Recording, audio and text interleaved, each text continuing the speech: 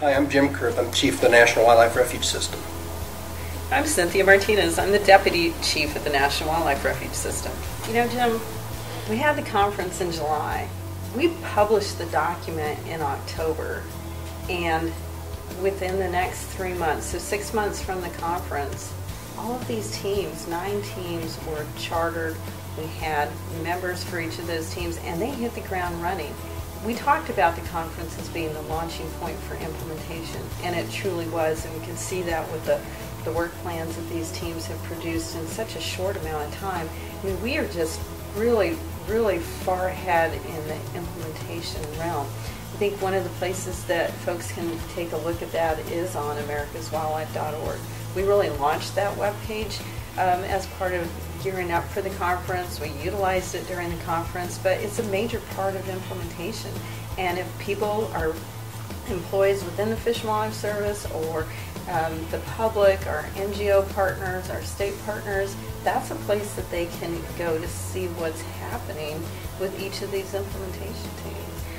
I think that site's been so important. I mean, we built an online community of over 2,000 people in the days leading up to the conference. You know, in those last few days, we had hundreds joining, you know, just in a matter of days.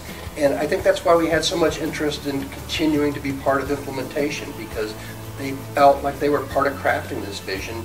They had their say, and they want to continue to have a say on how we bring this vision to life. So americaswildlife.org is that webpage. It's the one-stop shopping, if you will, for vision. It's for vision implementation.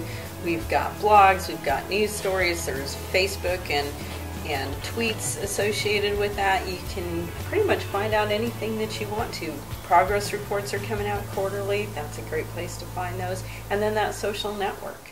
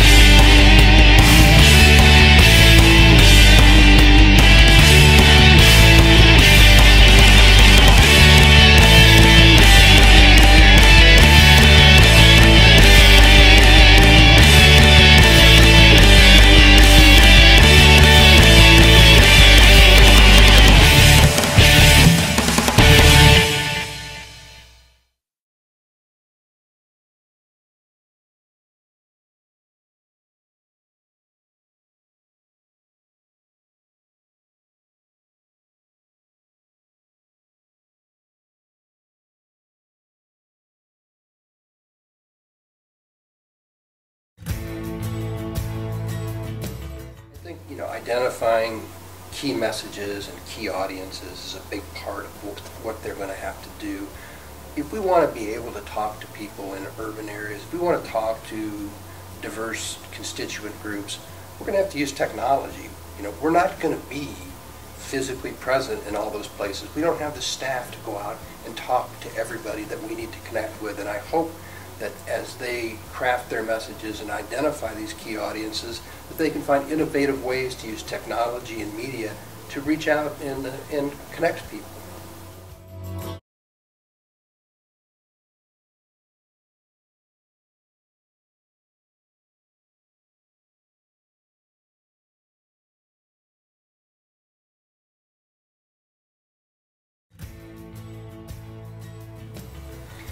I remember when we experimented with the ambassador program in Region 2 more than a decade ago, and I thought it was awesome.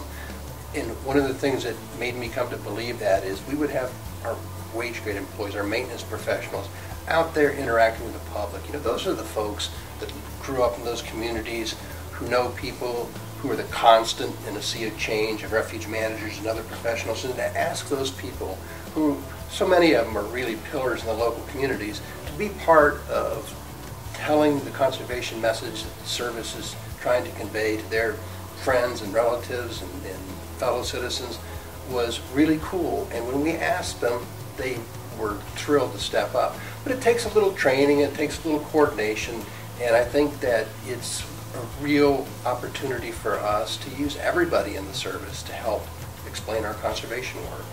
We're a small agency, and we need every voice that we have. Absolutely, and it's not just the maintenance professionals, it's our administrative professionals, it's every person on the refuge, it's the volunteers on the refuges. There's no stronger voice than the people who really live in the communities where our refuges are located.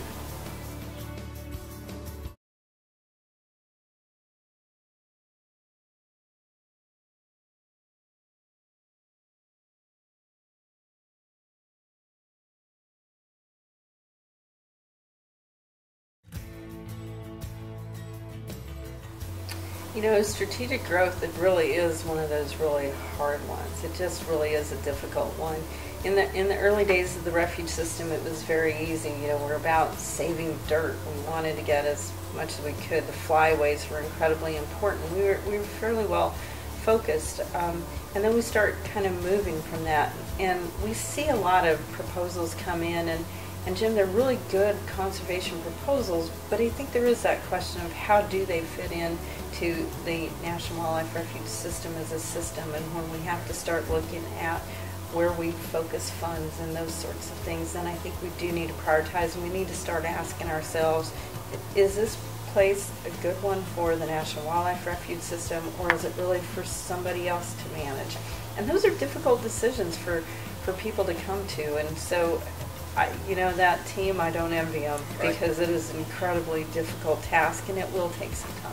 I agree, and it's not just how do they fit into the refuge system potentially, but where do they fit in the landscape? When we started the refuge system, there were less than 80 million people in the United States, and now we're at 314 million. We didn't have to worry so much in the early days about refuges being islands surrounded by development and agriculture in the early days of the refuge system. But right now, if we don't consider that, we can't have refuges that are just islands that aren't connected with the larger landscape in any way, and there's some real challenges in conservation planning and design now that the strategic growth team is wrestling with, and I think they've got some people with incredible skills working on those questions. It is difficult. I struggle with it because I'm pretty much more of a, they don't make any more dirt, so we got to save it, but recognize the realities associated with it as well. The other thing is, in our landscape approach to conservation now, we realize that we can't do it alone and that we need partnerships. The refuge system pioneered some of this stuff with refuges like Ace Basin in South Carolina, where we are configuring conservation landscapes in cooperation with others so that they'd be big enough that wildlife can actually have a sufficient size of habitat to meet their life requirements. And we can't do this alone anymore. You're right.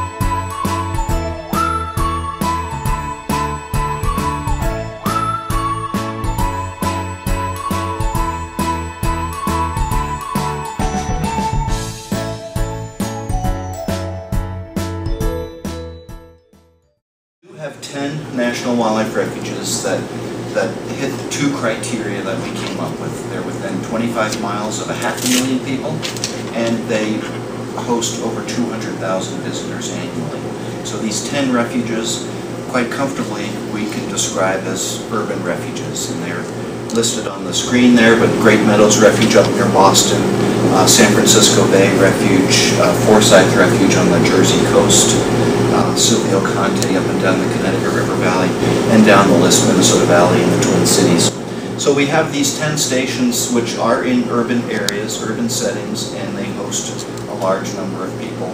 So quite comfortably we can describe these as urban refuges right now. These are the 10 that the Fish and Wildlife Service has. There are some that are absent from that list that folks familiar with the refuge system would think of as urban refuges, like the John Hines Tinicum Refuge in Philadelphia, right by the airport. That I would think of that as an urban refuge. It didn't hit the 200,000 visitor mark, so maybe the 200,000 criteria, we need to tweak that a little bit, and we'll go back and look at that. Other refuges which are in urban settings, like the Rocky Mountain Arsenal, it's gearing up to attract a lot of visitors. It certainly has the infrastructure now with the new visitor center.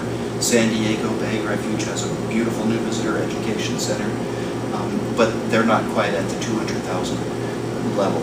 So we're seeing a couple of things with the map. We can see where we have urban refuges right now. We can see where we have refuges that are in urban context but don't quite have the visitation that we might expect. And we have some cities that are not touched at all within 25 miles. In the Midwest, there are several: Chicago, Cincinnati, Cleveland, Columbus, Ohio.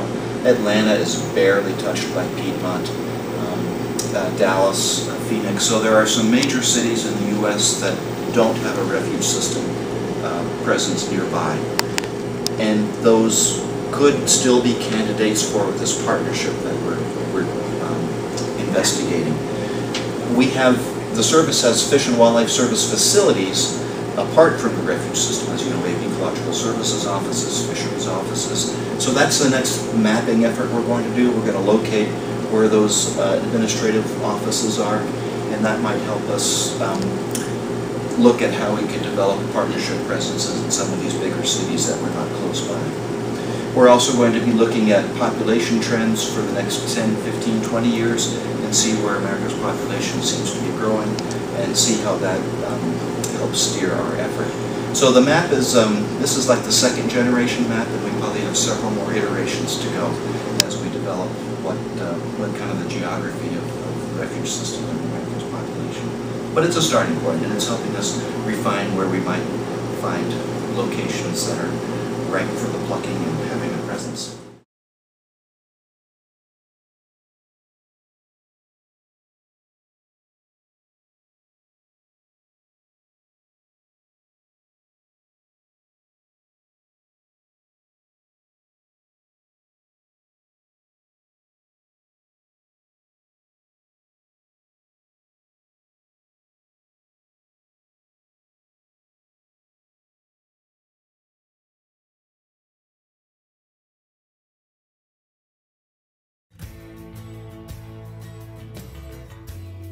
Started talking about being relevant in a changing America, we never for a moment forgot about our core constituencies that have been there since day one, and that's the hunting and angling community.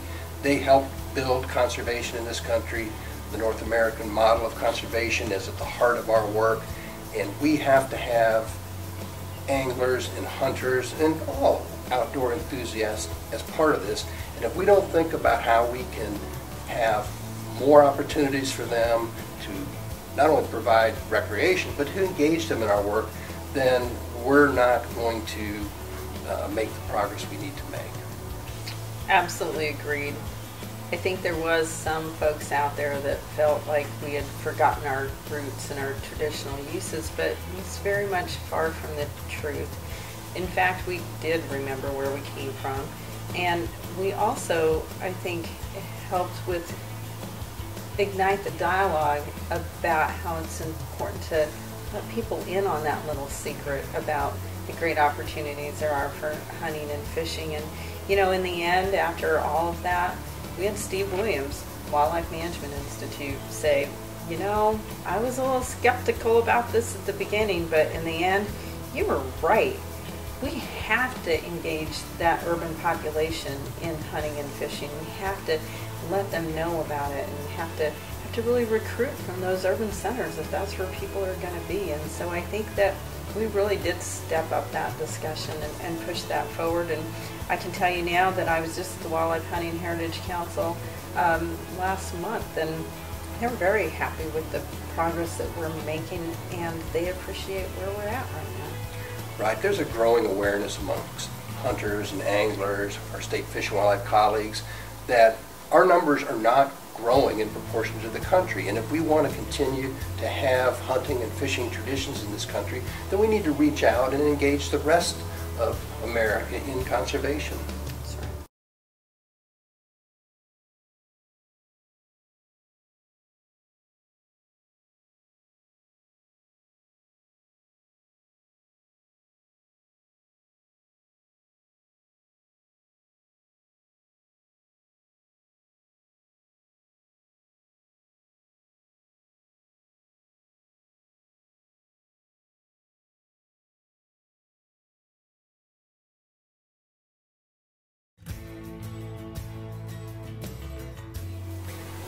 One of the most important parts of the vision we didn't really talk about, and that's the Leadership Development Council's work.